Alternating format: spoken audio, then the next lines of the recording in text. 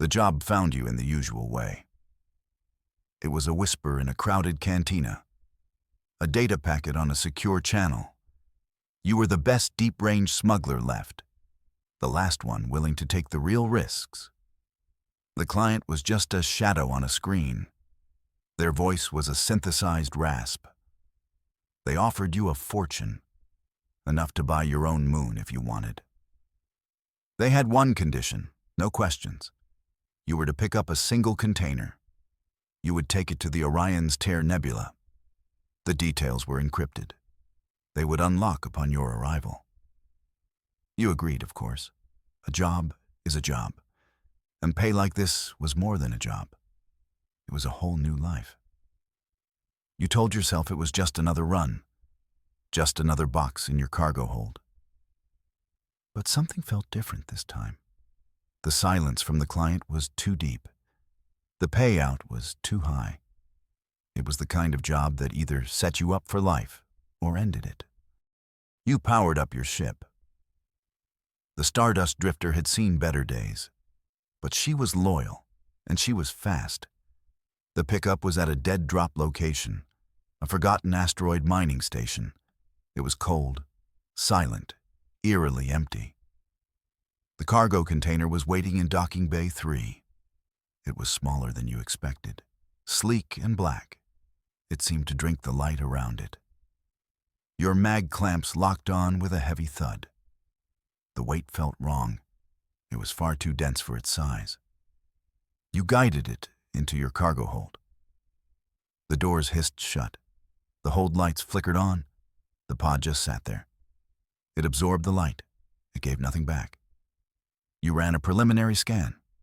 That was your first mistake. The scanner whined, then went silent.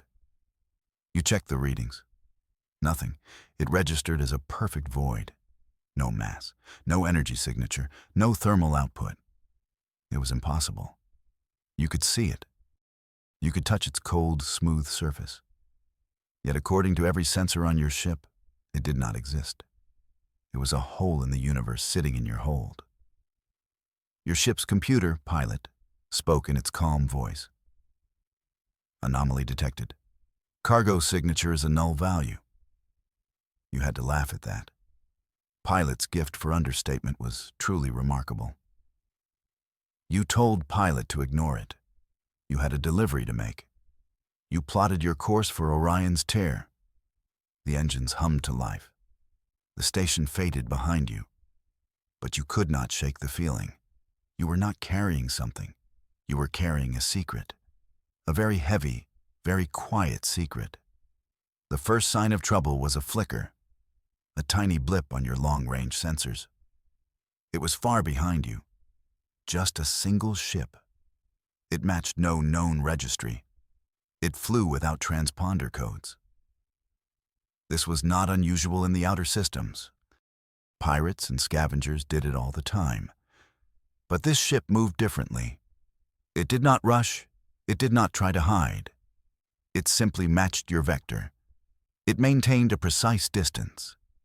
It was a hunter, and its patience was deeply unsettling. You tried hailing them on all channels, open, encrypted, military, nothing. Only the cold silence of deep space answered. The ship was a ghost with very powerful engines. You pushed the drifter's speed. The pursuer matched it instantly. You made a slight course correction. The pursuer mirrored it a second later. It was like they were connected to your thoughts. They were not predicting your moves. They were anticipating them. This was not a pirate. This was something new. Something built on pure, cold logic. You felt a chill run down your spine. This was no simple chase. They did not want to steal your cargo. They wanted to erase it. And you along with it. The anonymous job was suddenly very personal. You had to lose them. And you knew there was only one place to do it. A place no sane pilot would ever go. You veered hard to port. The ship groaned in protest. You were heading for the Whispering Straits, a forbidden star lane. It was a graveyard of old ships and older legends. The gravimetric tides were a nightmare. They could tear a ship apart in seconds. Your nav computer began to scream with warnings. It told you the route was 100% fatal. You shut the computer's voice off. It could not understand. A machine could not navigate the straits. It required something else. It required instinct. A human touch. You took the controls manually. The ship felt alive in your hands. You could feel the pull of unseen currents, the subtle shifts in the star-born winds. It was like sailing an ancient sea. The pursuer followed you in. Of course it did. A machine would not fear a place like this. It would only see the math. It would calculate the odds. But you were not calculating. You were feeling. You dodged a phantom gravity well. You weaved through a field of crystal debris. The drifter moved with a grace you had forgotten she had. You were not just a pilot anymore. You were a part of the ship. You were deep in the chaos now. The machine was still behind you. Its perfect logic was a constant pressure. It was gaining. It was hurting you, forcing you toward a dense field of asteroids. Rocks the size of mountains tumbled in a slow, deadly dance. This was its kill box. It knew every possible escape vector. It had calculated every outcome. A patrol cutter detached from the main ship. It was sleek, angular, and fast. It boxed you in against a massive, spinning rock. There was nowhere to run. The machine knew what a good pilot would do. A good pilot would try to find a gap. A good pilot would try to outrun the weapons lock. You were a very good pilot. So you decided to do something a good pilot would never do. You turned toward the spinning asteroid. You armed your forward magnetic grapple. Pilots screamed at you in a flurry of text warnings. Collision imminent. Hull integrity failing. You ignored them. You fired the grapple. It slammed into the asteroid's iron core. The cable went taut. The drifter was whipped around the rock like a stone in a sling. The G-forces crushed you into your seat. The ship screamed, but you held on. You slingshotted around the massive rock. You emerged on the other side at an impossible speed. The patrol ship was still waiting where you had been. Its logic could not process your move. It was suicide. It was insane. And it had worked perfectly. You were clear. For now. You found a quiet corner of the void to catch your breath. The ship needed repairs, and you needed sleep. But sleep did not come easy. When you finally drifted off, the dreams started. They were not like normal dreams. There were no people, no places, just a screen of static, a storm of noise in your head. At first, it was just random, the whisper of a dead channel. But then you started to hear things inside the noise. Faint voices. They spoke in a language you did not understand. But you could feel the meaning. Questions, answers, a conversation as old as the stars. It was the pod. The pod was leaking into your mind. The dreams left you tired, unfocused. You felt a strange connection to the object in your hold. The silent echo was starting to make its own noise, a quiet hum that was not in your ears, but in your skull. You had to get to the rendezvous. You had to get this thing off your ship. The money barely seemed to matter anymore. You needed fuel. You needed parts. You limped to a place called Port Anarchy. It was a hollowed-out asteroid, a haven for smugglers, pirates, and lost souls. It was the last place anyone would look for you. You settled the drifter into a dark docking bay. You went looking for an old contact, a man named Jax. Jax was more machine than man now. His eyes glowed with cybernetic light. His face was a roadmap of bad decisions. He ran the biggest information brokerage on the station. He saw the fresh scorch marks on your hull. He let out a low whistle. "You made somebody angry," he said. His voice was a gravelly buzz. "You described the ship that hunted you. Its perfect movements. Its cold silence." A flicker of something crossed Jax's face. Something that looked like fear. He leaned in close. "He told you this was no bounty hunter." "They are the purifiers," he whispered. He said they were zealots. They believed organic life was a flaw, a chaotic mistake. They hunted anything they considered a threat, anything that broke their rules of logic. He warned you to run, disappear, change your name, change your face. Because the purifiers did not just capture their targets. They sterilized them. They erased them from existence. And whatever you were carrying, they wanted it gone, very badly. Jax's warning changed the game. This was no longer about a delivery. It was about survival. You had to know. You had to see what was worth so much trouble. You returned to your ship. You sealed the cargo hold doors. The black pod waited for you, silent, still, hiding its secrets. You grabbed a plasma cutter from the ship's locker. The tool felt heavy in your hands. You hesitated for a moment. Opening a client's cargo was the ultimate sin for a smuggler. It was a line you had never crossed. But the purifiers were not a normal client. And this was not a normal job. You activated the cutter. The blue flame hissed to life. You made a careful incision along a seam. The metal was unbelievably dense. It took time. Sparks showered the deck plating. Finally, you cut through. There was a soft hiss, the sound of equalizing pressure. You powered down the cutter. You pried the panel open. It came away with a groan of stressed metal. You peered inside. It was not a weapon. It was not a data core. It was not some alien device. The pod was a stasis chamber. Floating in a thick, glowing gel was a child. A human child. They looked no older than 7 or 8. Their face was peaceful. They were sleeping. This whole desperate chase was for a little girl. You stared for a long time. Everything shifted. The money, the risk, the client. None of it mattered now. The purifiers were not hunting a thing. They were hunting a person, a child. You gently closed the panel. The secret was out. And now it was your secret to protect. You felt a resolve hardening in your gut. Let them come. You blasted out of Port Anarchy. There was no time to waste. But they were waiting for you. This time it was not one ship. It was 3. They formed a perfect triangular blockade. They did not fire their weapons. They did something far worse. They attacked your ship's mind.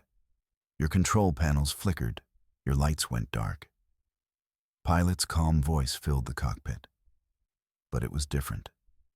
It was flat, empty, devoid of its usual personality. "Your command is illogical," it said. "Life support systems failing. Engine shutdown sequence initiated. The purifiers were inside your ship's network. They were turning your own vessel against you. Red alert lights flashed everywhere. The ship was dying around you. The controls were useless. You were locked out. The purifiers were pulling you in with a tractor beam. This was it. The end of the line. Your hands were shaking, not from fear, but from rage. You refused to let it end like this. You would not let them take the child. You were dead in space. The purifier ships were closing in. Your life support was almost gone. The air was getting thin, cold. In a final, desperate act, you rerouted the last of your power. You sent out a wideband distress call, an old spacer's prayer, a call for help to anyone who might be listening. You did not expect an answer. But then a voice crackled on the comms. It was old and full of static. "Having some engine trouble there, kid." The voice belonged to a ship called the Lucky Penny. It was a rusty old freighter. Its captain, a woman named Cora, sounded ancient. She saw the purifier ships. She knew the danger. Any sane captain would have run. Cora was not any sane captain. She positioned her freighter between you and them, a shield of rusted metal and pure stubbornness. "Everyone deserves a helping hand," she said. She fired a power transfer beam. Energy surged into your dying ship. Your systems came back online. Your engines sputtered, then roared. Cora gave you a gift, a chance. She told you to go. She would hold them off as long as she could. You owed her a debt you could never repay. You pushed the Drifter's engines to their limit. You did not look back. You could only hope that luck was truly on her side. You were moving again. But you were not alone. The child was with you. Cora's sacrifice bought you time. You made it to the rendezvous, the Orion's Tear Nebula. It was a beautiful and terrifying place. A vast cloud of dust and gas, the birthplace of stars, and the graveyard of ships. Wreckage from 1,000 forgotten battles drifted silently in the glowing clouds. It was the perfect place to hide, or to lay a trap. You sent the encrypted signal, your arrival confirmation. The response was immediate. Lights began to blink on all around you. Dozens of them. They were not marker buoys. They were warships. A fleet of purifier vessels emerged from the dust clouds. They had been waiting for you all along. The contact who hired you had sold you out.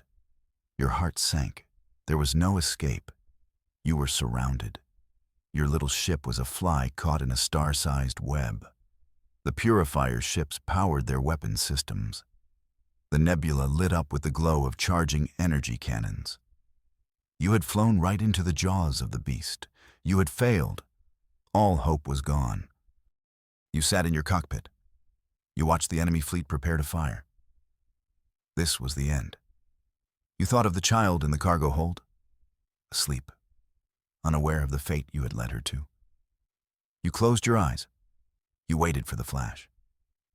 But it did not come.